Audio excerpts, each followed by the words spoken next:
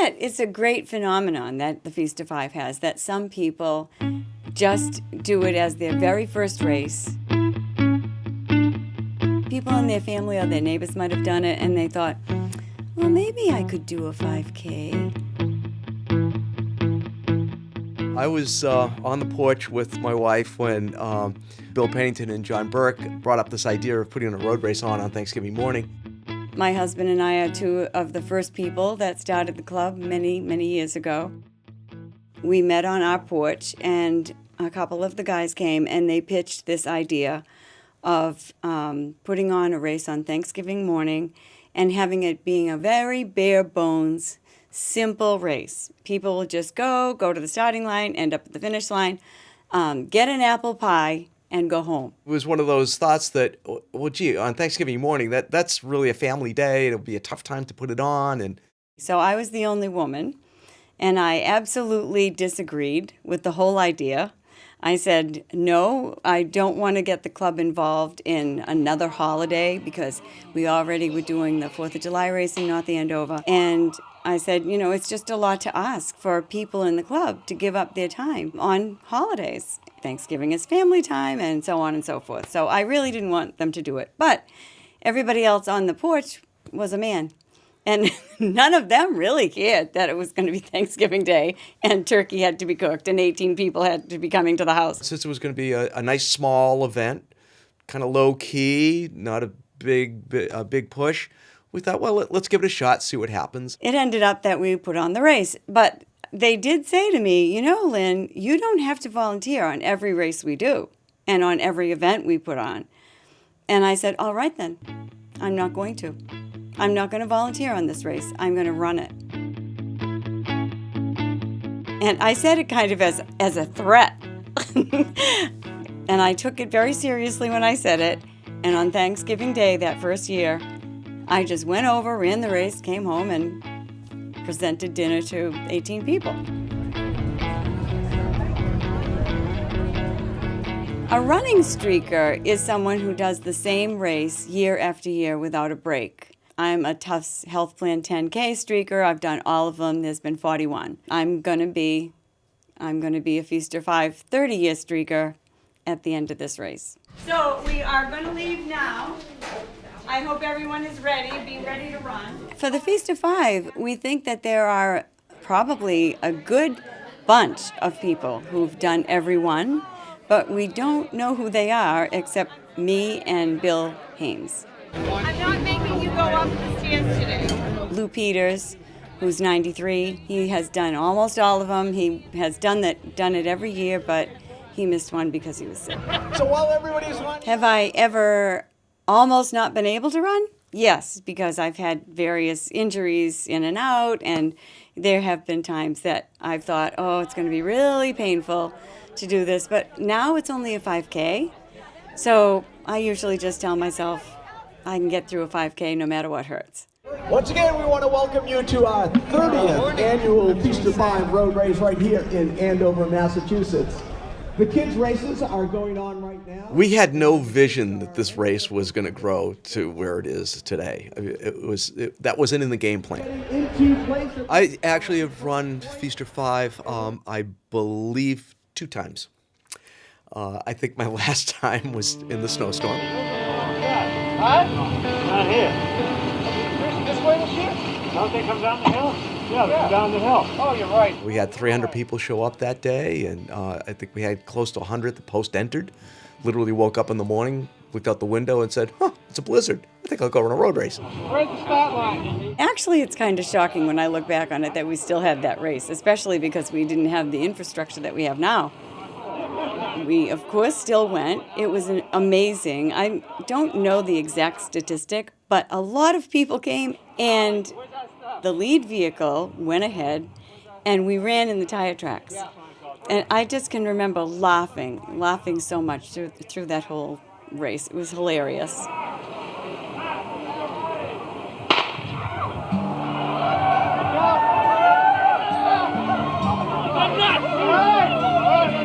It was a 5-miler, by the way. It was only 5 miles. Now it's 5K and 5 mile.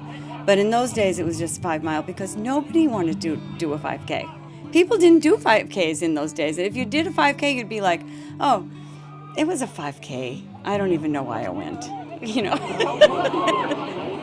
You get the dog. Embody! I have a hilarious picture somewhere of my daughter Amy with her whole face covered in snow. Like her eyelashes were totally snowed. Her whole face was snow. There you go! Timmy! When you put a road race on, it was like, yeah, you might have even told the police you were going to do it. It was pretty casual, and you drew a line on the road, and your gun went off, and people ran, and you hoped that they got to the finish line safely. And Oh, man. Hold it. everything was on a paper application. So part of the deal was printing up all of these applications. Jim, who won? On race day, having people fill that out, and it was really all done on a manual basis. So the assignment of the bibs to the name, we actually had the names on the bibs and had pull tags to score people. It was kind of like a high school cross country meet almost. It was that small. Keep on moving right through the end of the chute. Good job. Hey, Bobby. I give you the gun Monday. I put it in my office. So over the years, we've become much more technology oriented, and it's made life a whole lot easier, particularly when you get it up over 9,000 people. God damn. Good run. Okay, that's it. That's a wrap.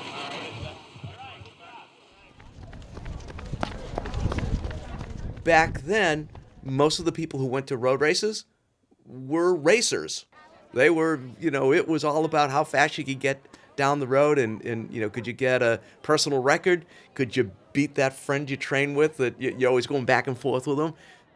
We knew everybody who was running. If somebody was running down our street, we knew who it was because there weren't that many. A friend of mine once said, back then, running was all about competition with a social aspect. And now it's more of a social affair with a competitive aspect. Which was better? I don't know. They're both kind of cool. Once we had a comma in the number of runners that were in the event, we realized that we really needed to bring in a professional. And at that point, there was nobody better in the business, as there is nobody better now than Dave McGilvery. They're sitting right there on my kitchen table. It's been a rocket ship ever since then. By the dawn's early light. The race has really grown. It's become kind of an institution in Merrimack Valley. 2, 1, and Up on the sidewalk, please. Up on the sidewalk. Up on the sidewalk. Up on the sidewalk. Sidewalk, please. Go,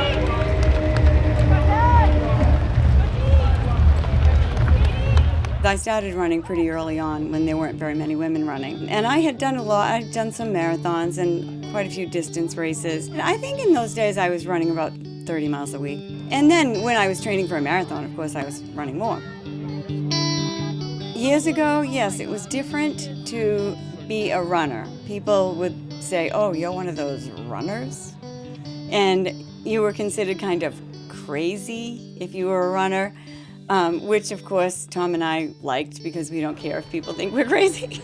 I just love seeing the little kids with the little turkey shirt. Now it is much, much more accepted, especially being a woman. If someone saw me running down the street, sometimes people didn't like that. They didn't like seeing a woman run down the street. People made comments. People would beep their horns at me. They'd make bad gestures at me. It was not accepted as much as it is now. Now you see a runner run down the street, you think nothing of it at all. It's pretty mean of them to start off with an uphill, mile, right? I could go to a race and line up, and if there were 50 men, there would be 5 women. Now we have about 55% women. And I'm always told the last few years that worldwide more women run than men. We were just talking about you. Thanksgiving, Lynn. Happy Thanksgiving to you too. And now I think running is more enjoyable because more people do it, and people don't think that they have to go as fast as they can every time they go out. Oh, look at that. Oh my God. I love the green.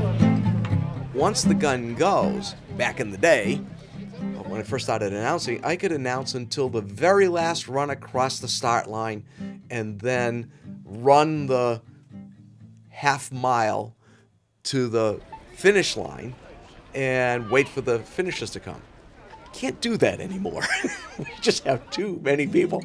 And after a couple of years of my not getting to the finish line before the first 5K runners got there, we realized that I just can't announce all the way to the last run across the line. It takes about 12 minutes for the entire pack of runners to get through. Woohoo!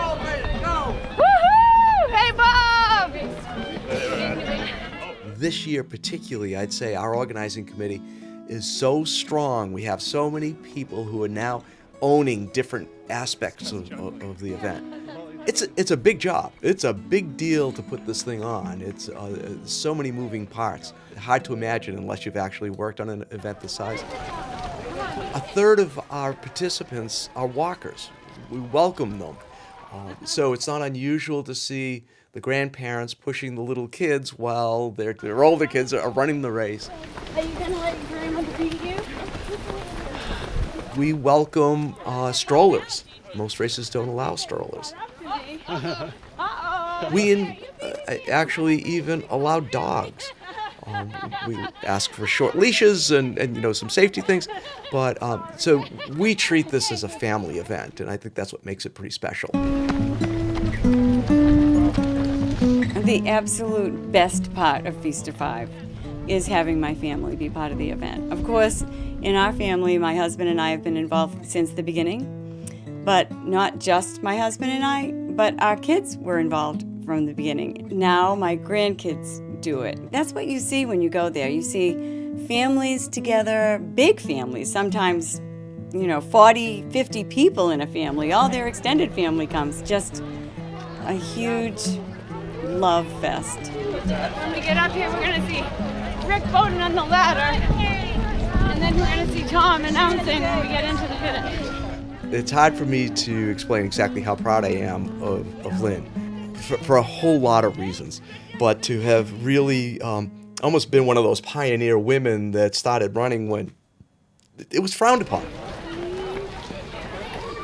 She's been a great inspiration for my daughters and my grandkids, but beyond that, for a lot of runners that we know. Lyn has changed lives in a good way, and I think that's really pretty cool. The matriarch! The matriarch of Feast of Five! We have a celebrity amongst us. Lyn has that eye of the tiger, and she's a 3:43 marathoner, and she's done some pretty amazing stuff. Now, as we all get a little older, we tend to slow down a little bit, and neither one of us are running marathons anymore. But you better believe she still has that competitive streak. So when she gets out there and runs, she's got a determination. And right in front of me is my special person, my wife, who is finishing her 30th consecutive Feaster 5. Nice job, Lenny. Love you. Go finish it up. Way to go. Good job. You are at the top of the hill, and that means that right around this corner is an apple pie with your down your there.